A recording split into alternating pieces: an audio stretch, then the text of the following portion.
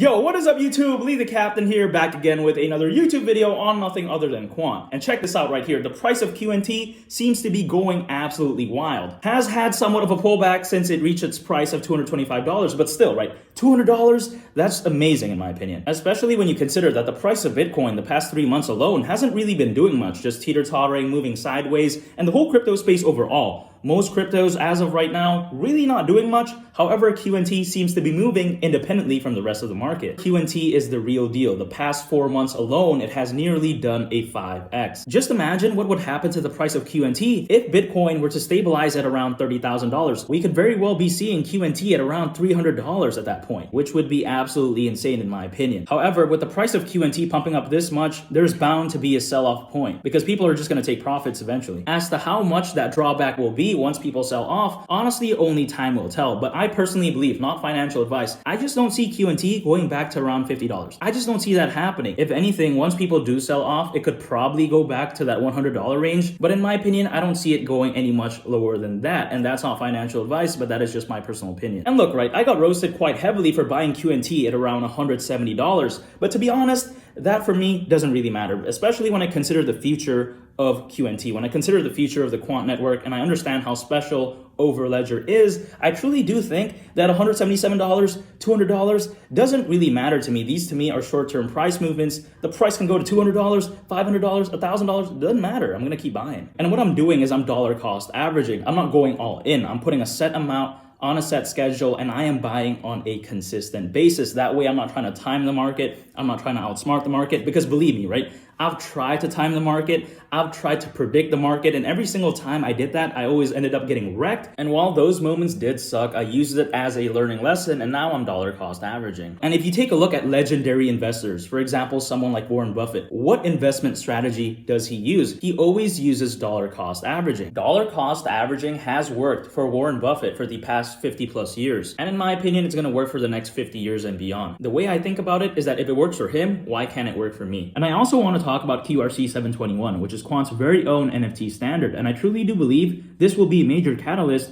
for Quant moving forward. And the reason why I think that is the case is because most NFTs nowadays are minted on Ethereum using the ERC-721 token standard, which by the way has its weaknesses. ERC-721 has security issues and often gets hacked. In fact, according to this article on the Quant website, in the last year alone, the security issues of ERC-721 have resulted in losses of nearly $87 million.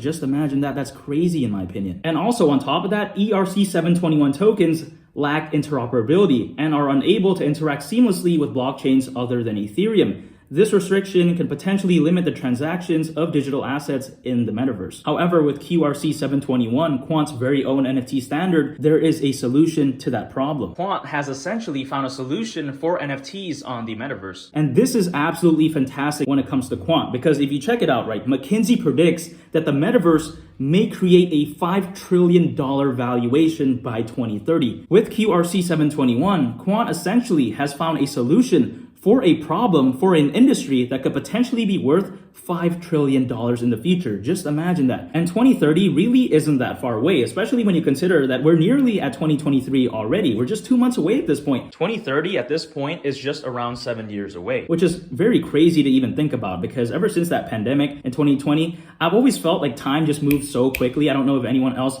feels that way. However, I most certainly do feel that way. However, besides that point, Quant is the real deal. They are actually finding solutions for industry-wide problems. And some people right now must be saying, oh, NFTs, they're down, the hype is done, it's not gonna go back up again. A lot of people believe that the peak of NFTs is Bored Apes, okay? But I absolutely do not think that is the case. I truly do believe that NFTs in the future will be bigger, better, and stronger than ever before. It will make a huge comeback in my opinion. And the reason why I truly do believe that is because in the future, I think NFTs will actually have institutional adoption. And in my opinion, Quant feels the same way I do, because if they didn't, they wouldn't be releasing QRC-721. If they didn't see a future potential in NFTs, they just simply wouldn't be releasing it. And I truly do believe NFTs in the future will be the real deal. And I want to shift gears real quick and talk about Bitcoin, because let's face it, right?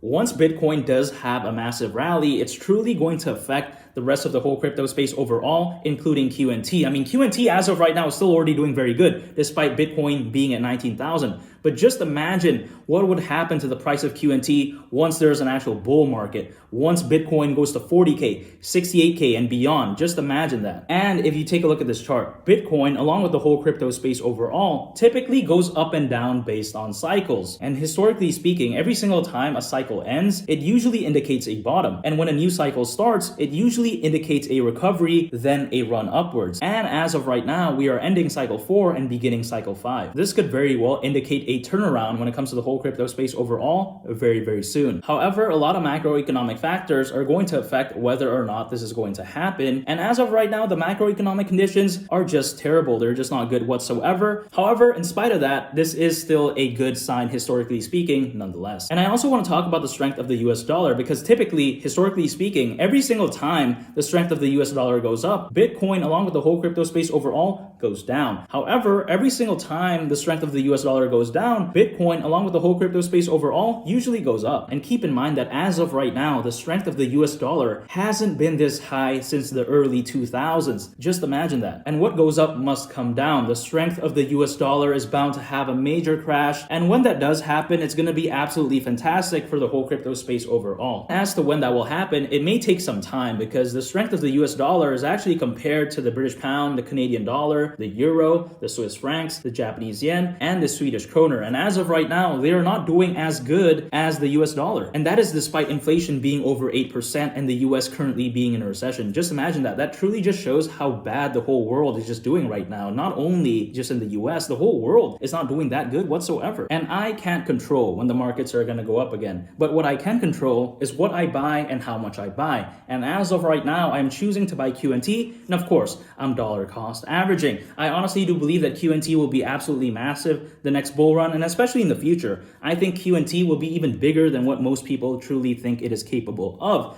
And I am extremely bullish on QNT. And I believe that the whole crypto space overall, along with the whole economy in general around the world, will make a comeback, because historically speaking, economies, they always come back. If you just take a look at it, historically, what's happened? World wars, you take a look at famines, you take a look at plagues, you take a look at pandemics, you take a look at recessions.